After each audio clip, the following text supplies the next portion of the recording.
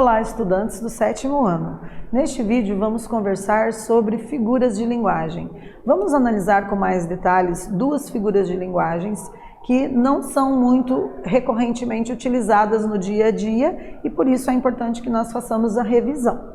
Então a gente vai estudar um pouquinho mais o eufemismo, vamos ver o que é um eufemismo, né? Se vocês já estudaram, a gente vai apenas fazer aí um flashback, vamos fazer uma relembrada, né? Uma retomada, e a ironia. A ironia já é mais familiar para vocês já estão acostumados, muitos até já sabem apresentar uma definição, né? Se a gente perguntar o que é uma ironia, em algum momento você já foi irônico com alguém, ou alguém já foi irônico com você?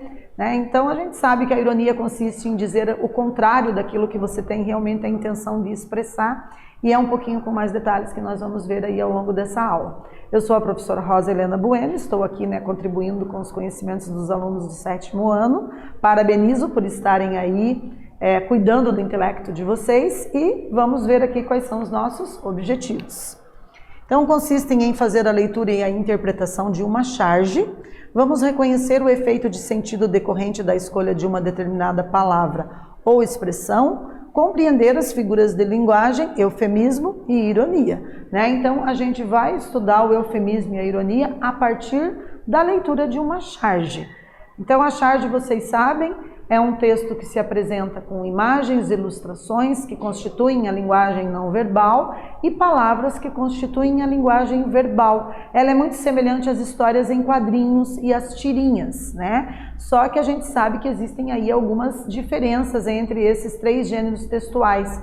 As histórias em quadrinhos geralmente pode ter um número maior de quadrinhos. As tirinhas geralmente tem 3, no máximo 4 quadrinhos, pode ter 2 também, e via de regra as charges são constituídas por apenas um quadrinho. E a charge ela tem aquela característica de se referir a algo que aconteceu no cotidiano, no dia a dia, geralmente algo na esfera econômica, política, cultural. E as pessoas que elaboram as charges, os chargistas, geralmente usam muita ironia, muito humor para provocar mesmo o riso e provocar uma reflexão no leitor a respeito do assunto que aconteceu e que ele está retratando na charge. Então vamos analisar uma e a partir daí tentar entender como que se apresenta o eufemismo e a ironia. Então observem aqui, a gente tem no primeiro quadrinho a presença de 2 personagens. É interessante a gente observar bem as expressões faciais deles, porque as expressões faciais nos indicam muito da possibilidade aí da gente fazer uma interpretação bacana a respeito de qual foi a intencionalidade de quem elaborou. E aí o primeiro diz assim: adolescente nada, joga direto na cadeia, para ele ver o que é bom. Zé, olha lá, é seu filho. Então, tentar entender ali a situação, o contexto. No último quadrinho, ele diz lá: opa, calma aí, seu guarda, é só uma criança. Então ele muda de ideia rapidinho quando ele percebe que é o filho dele, num primeiro momento ele demonstra ali uma opinião bem, digamos assim, radical a respeito de alguém que está cometendo um ato infracional, então ele já diz adolescente nada, tentando ali fazer uma contraposição ao Estatuto da Criança e do Adolescente, joga direto na cadeia para ele ver o que é bom e de repente quando ele vê que é o filho ele muda de ideia. Percebam que na fala do personagem ali a gente tem uma fala bem informal, bem coloquial, O segundo personagem quando diz olha lá, é seu filho, então demonstra uma certa intimidade e uma linguagem espontânea utilizada no dia a dia, ali uma variação linguística bem informal. Então vamos retomar um pouquinho. A linguagem é o uso da língua como forma de expressão e comunicação, e nós temos a linguagem visual ou não verbal e a linguagem verbal. Então a linguagem visual ou não verbal é uma forma de comunicação produzida por meio de símbolos, imagens, ilustrações. Já a linguagem verbal é composta somente por palavras. Então eu quero chamar bem a atenção de vocês com relação a isso, Que a linguagem verbal dentro de uma história em quadrinhos, dentro de uma charge, de uma tirinha, a linguagem verbal é aquela que se apresenta em forma de palavras. Já o formato dos balões, as expressões faciais dos personagens, os gestos, todo o contexto do ambiente, os desenhos, as ilustrações, os símbolos, as imagens que se apresentam, constituem o que nós denominamos de linguagem não verbal ou visual. não verbal porque não são palavras, embora, né, nós possamos fazer uma leitura e transcrever as imagens para o texto falado ou o texto escrito, né? Mas as imagens, ilustrações, símbolos, linguagem não verbal ou linguagem visual. As palavras, linguagem verbal. Essa é basicamente a diferença dessas duas modalidades de linguagem que nós encontramos recorrentemente em vários textos de diversos gêneros, né? Podemos encontrar não somente nos cartoons, nas histórias em quadrinhos, nas tirinhas e nas charges, mas também nos textos publicitários, nos anúncios de publicidade, de propaganda e etc. Ok? E muitos desses textos nos apresentam ali ambas as linguagens, tanto a linguagem visual ou não verbal, como a linguagem verbal. E quando se apresentam essas linguagens ali simultaneamente, nós chamamos ali de linguagem multissemiótica, né? Multi, a palavra ali, multi é um prefixo que ilustra múltiplos, e semiótico se refere à produção de sentidos.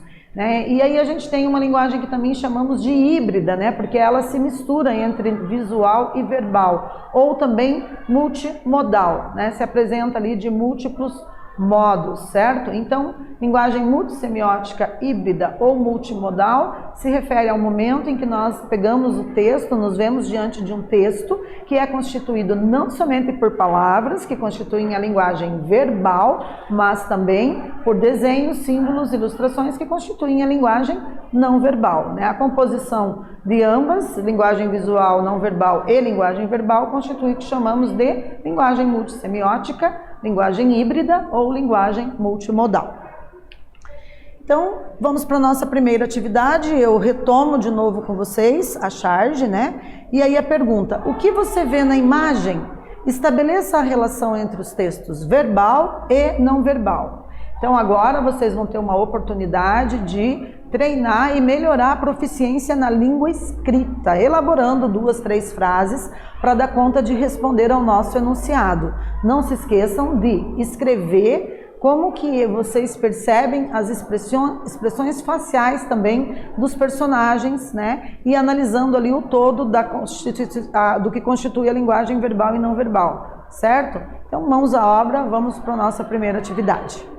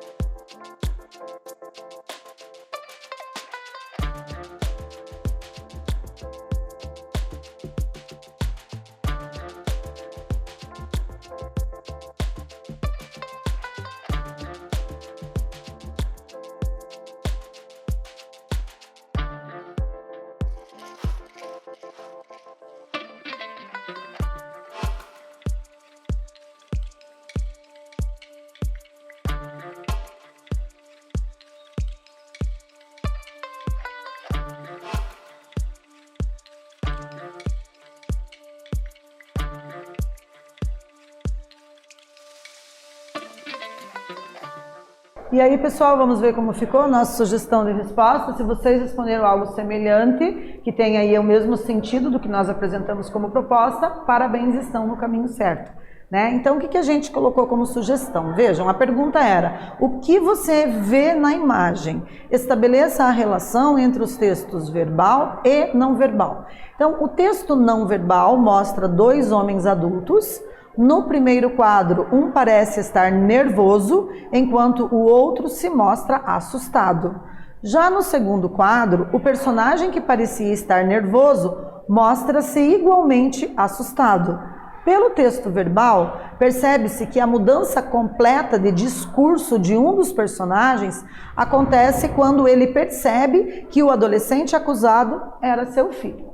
Né? Então, aquilo que a gente analisou. Né? A gente tem ali uma situação de um dos personagens, né? Ele vem com uma concepção de mundo, ele vem com uma ideia do que ele pensa a respeito de adolescente quando comete um ato infracional, né? E aí ele meio que se posiciona contra o Estatuto da Criança e do Adolescente, porque ele quer que esse adolescente, num primeiro momento, seja julgado como se ele fosse um adulto, como se ele tivesse total clareza de suas ações, e quando ele percebe que se trata do filho dele, imediatamente ele muda de ideia, né? Ele considera que daí é apenas uma criança. Então ele percebe que existe uma certa inocência ali, né, na criatura. Quer dizer, muda completamente o discurso, de acordo com o contexto, de acordo com a situação circunstancial que se apresenta para ele. Ok? Então, se vocês responderam algo semelhante a isso, parabéns, acertaram. E vamos para a nossa segunda atividade. De novo, a gente trouxe ali a charge, né? E aí estamos perguntando do que trata o texto. E aí de uma forma mais global, assim, mais ampla, né? No geral, em linhas gerais, do que trata esse texto. Né? Lembrando que na hora de vocês elaborarem a resposta, também vocês vão considerar ali a linguagem verbal e não verbal. Então, bora lá, vamos para a nossa segunda atividade.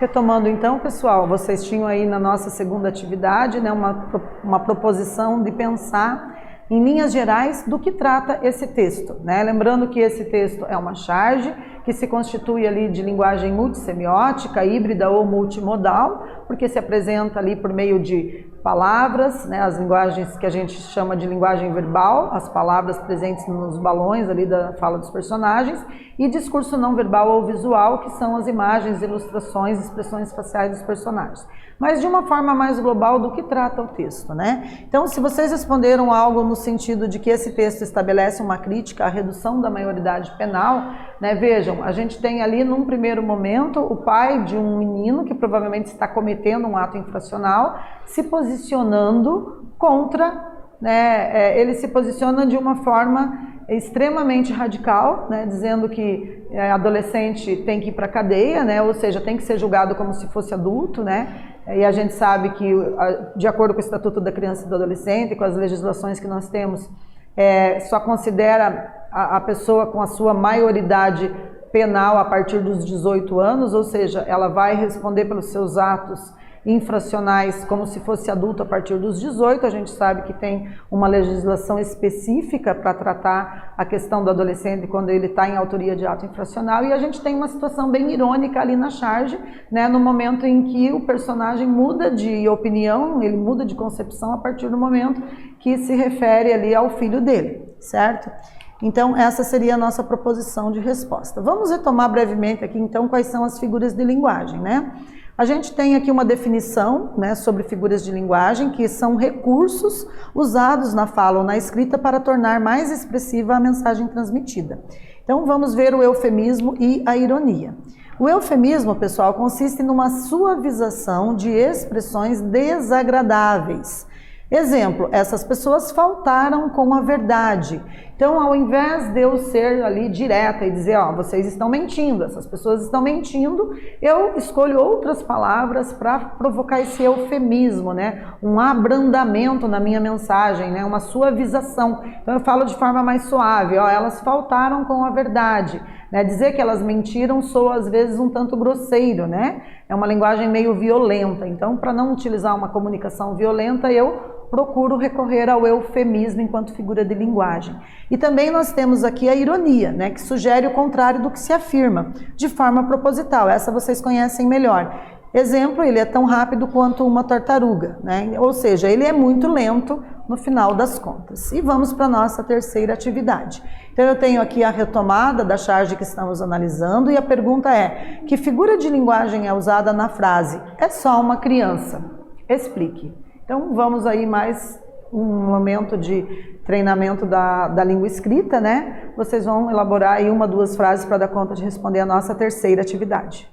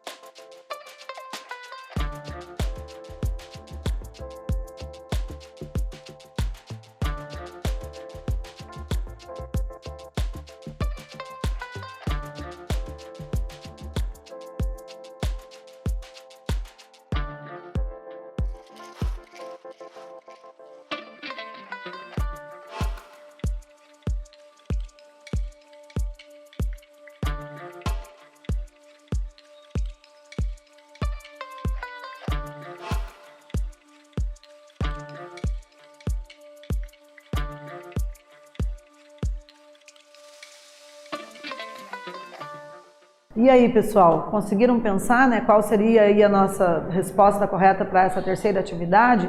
Então vejam que quando ele diz é só uma criança, ele está minimizando a situação, né? Ele muda de concepção, muda de pensamento a respeito da maioridade penal quando percebe que é o filho dele. E aí ele solta essa frase, né? Mas aí é só uma criança. Então a gente tem o eufemismo, né? Porque ele tenta minimizar uma situação que é desagradável, certo?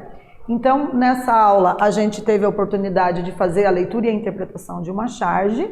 Estudamos ali com mais detalhes o eufemismo e a ironia presentes nessa charge. Eu espero que vocês tenham gostado e até breve.